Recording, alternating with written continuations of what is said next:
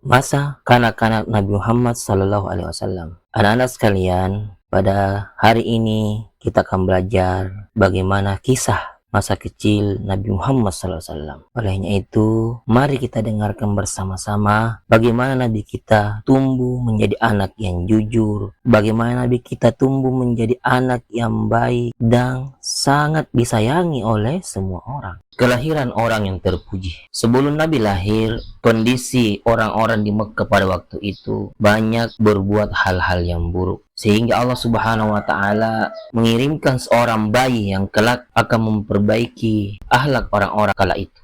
Nabi kita Muhammad SAW ya lahir pada hari Senin, ya diingat ya, pada hari Senin 12 Rabiul Awal tahun gajah. Kakeknya Abdul Muttalib sangat bahagia ketika mendengar Nabi Muhammad lahir. Tanda bahagianya, Abdul Muttalib ini menggendong Nabi berkeliling Ka'bah. Beliau diberi nama Muhammad yang artinya orang yang terpuji. Anak-anak sekalian, setelah Nabi kita lahir, Nabi disusui oleh Suwaibah selama 3 hari. Lalu beliau diambil alih oleh dan diasuh oleh Halimah dari Bani Sa'ad. Dan atas pengasuhan Bani Halimah inilah Allah banyak memberi anugerah, banyak memberi berkah kepada keluarga Halimah. Di antaranya ternak Halimah menjadi sehat. Kehidupannya keluarga Halimah selama mengasuh Nabi kita Muhammad SAW menjadi lebih baik. Rezekinya bertambah, sehingga Halimah semakin sayang kepada Nabi kita, bahkan menganggapnya sebagai anaknya sendiri,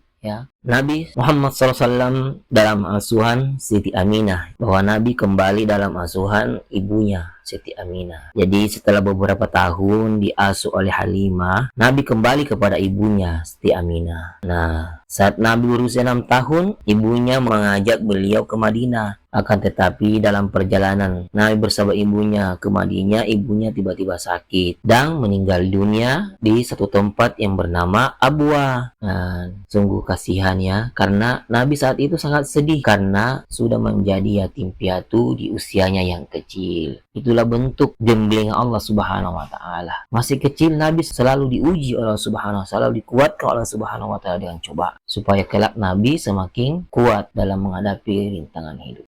Nabi Muhammad SAW dalam asuhan Abdul Muttalib. Jadi karena ibunya Siti Aminah meninggal, maka Nabi kita Muhammad SAW kembali ke Mekah dan diasuh oleh kakeknya Abdul Muttalib. Sang kakek ini memang sangat menyayangi Nabi kita Muhammad SAW. Beliau selalu membawa Nabi kita ke Ka'bah, mengunjungi Ka'bah kala itu. Akan tetapi berselang beberapa waktu, saat Nabi sudah berusia 8 tahun ya, kakeknya juga meninggal. Abdul Muttalib ini meninggal dunia. Nah, itulah Nabi kembali merasa sedih, ditimpa kesedihan yang sangat mendalam atas meninggalnya kakek beliau Abdul Muttalib yang selama ini menyayangi beliau, menjaga beliau. Masya Allah.